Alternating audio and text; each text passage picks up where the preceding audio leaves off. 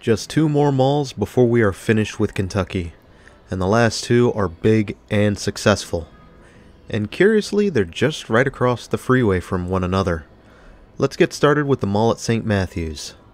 Louisville's finest, you could say.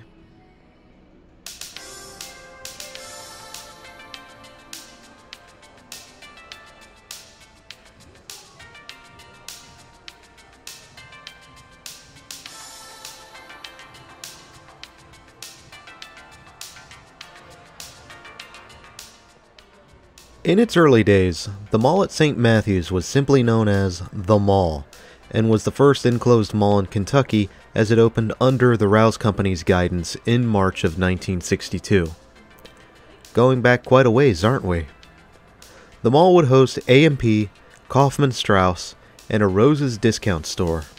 An interesting lineup, with none of those names surviving today.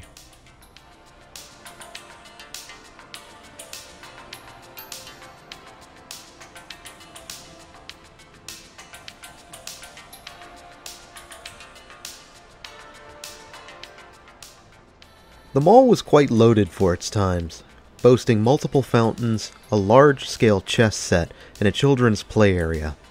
Although things have changed over the years, fountains are still present at the mall, and there is a smaller children's play area in another part of the mall.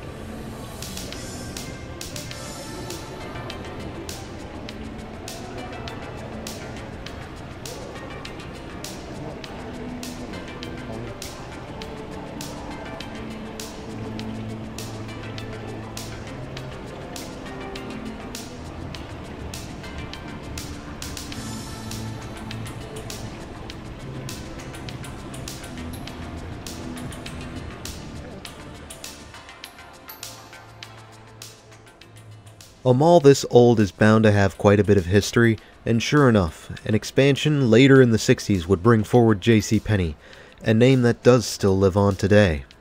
And as competition came into the picture, in the form of Oxmoor Center, the mall did finally decide to update its name to the Mall at St. Matthews. Direct competition would include the aforementioned Oxmoor Center, while indirect competition included Jefferson Mall and Green Tree Mall across the river in Indiana. There are a few other malls involved, but those don't exist anymore.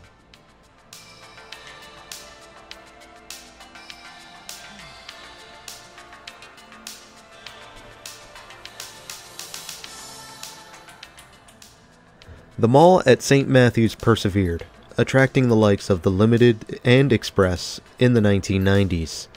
Around this time, the mall would receive a significant renovation, updating its image, expanding with a new wing for the Limited, and hollowing out the freshly vacated Rose's space for a new food court. The mall would have trouble with Kaufman-Straus, unable to retain a tenant for long in that particular space, with Ellis Ayers and Stewart Dry Goods both coming and going. Fortunately, Bacon's department store would eye the space, and would take over the space in the 90s after relocating from a freestanding store.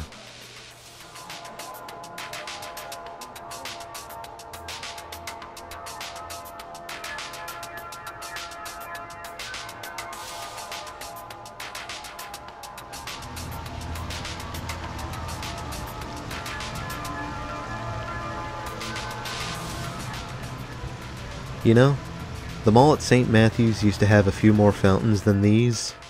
Fortunately, what they did keep is glorious.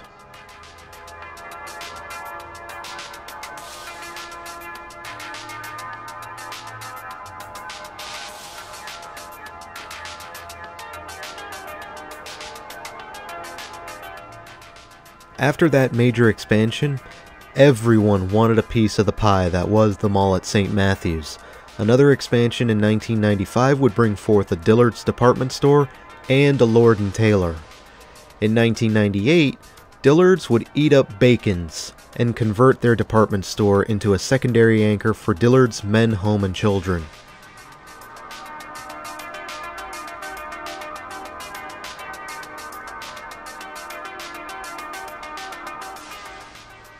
Now, the 2000s were a rather turbulent time for the mall at St. Matthews, as Nordstrom withdrew plans to build at the mall in 2001.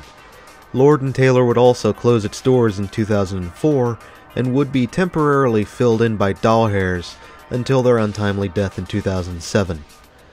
Dillard saw an opportunity, however, and would relocate their secondary anchor store from the former Bacon's pad to the Lord & Taylor pad, turning over the old Bacon space to the mall owners. Today, a Forever 21 stands in its place, of whom moved in around 2012. Now, the most heinous act during this time was committed in 2007 when the mall owners at the time removed 2 fountains. At least we still have 2 others, or 3 depending on how you look at it.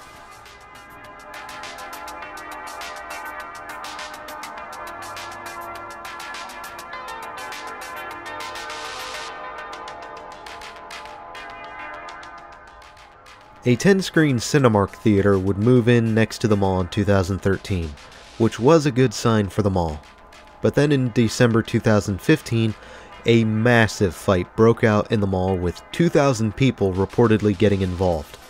Teenagers began fighting amongst each other as well as passing customers, which led to a youth escort policy. Just go into wrestling, boxing, or the MMA if you want to brawl so badly. You're screwing it up for the rest of us doing it places like these, you little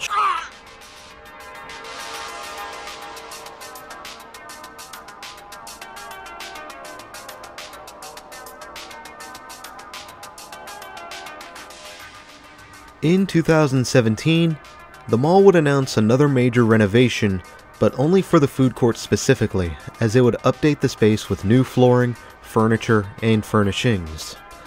And around the same time, Forever 21 would downsize their store to make room for a Dave & Buster's, which would arrive in 2018 alongside an Ulta Beauty. And in 2021, the mall was still holding strong as a company named Zappos created their first store at St. Matthews. And with the mall's success would come rumors of an expansion bringing an entire second floor to the mall. This, however, remains to be seen and is very unlikely to happen. In fact, the only second floor tenant I can discern, not including the primary anchors, is Dave & Buster's.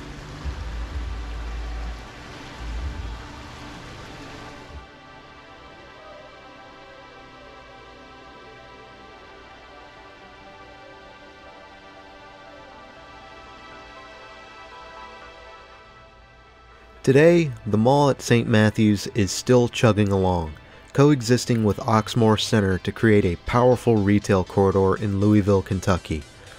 Interestingly enough, Brookfield Properties owns both malls and somehow keeps them going. What will the future hold for the mall at St. Matthews? We can only wait and see at this time, but I do believe that it has a fighting chance to be able to weather the storm.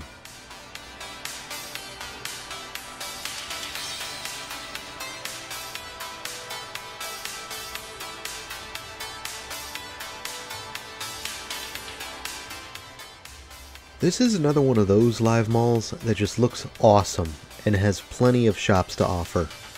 Seriously, this space feels pleasant to be in, there's not too much clutter on the floor, and there's more going on than some minimalist trash. You even get a few fountains in the mall, at least as of the making of this video. I really like this place and see it as the best contemporary shopping that Kentucky has to offer.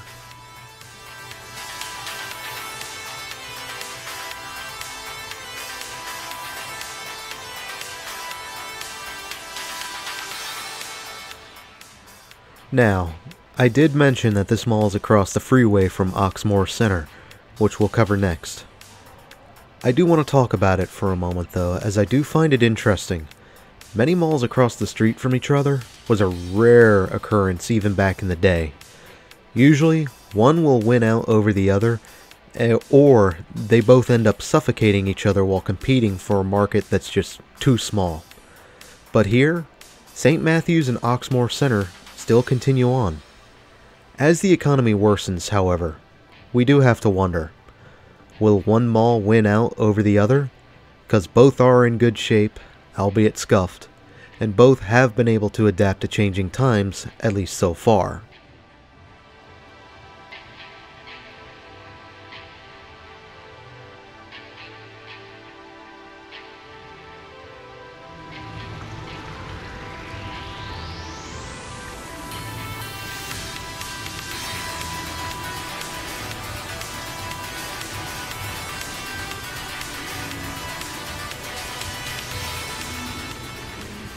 I have a couple scenarios in mind that could play out for this dual mall setup.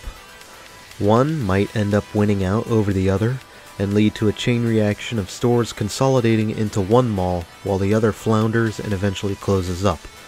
This would also lead to a very predictable outcome for the dying mall, being redeveloped into a lifestyle center or something else entirely. Another possible scenario is that both continue to live on, as both of them do seem to go for a slightly different clientele, with Oxmoor's being more upscale. You'll understand why I see this when we cover that mall. Now, it could even be possible that the economy just becomes so bad that neither mall can keep up, but don't quote me on any of this, as we can only wait and see. But again, those are just some potential outcomes that could arise.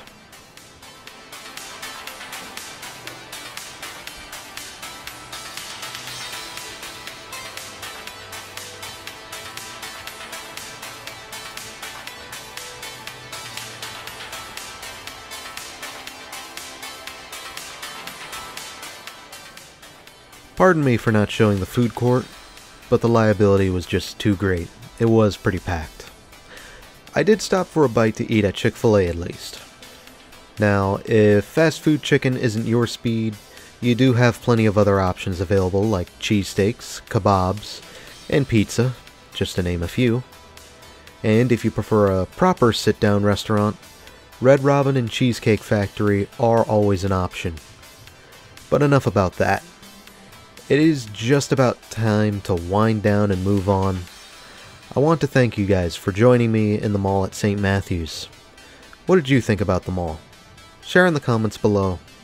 But please, try to be civil.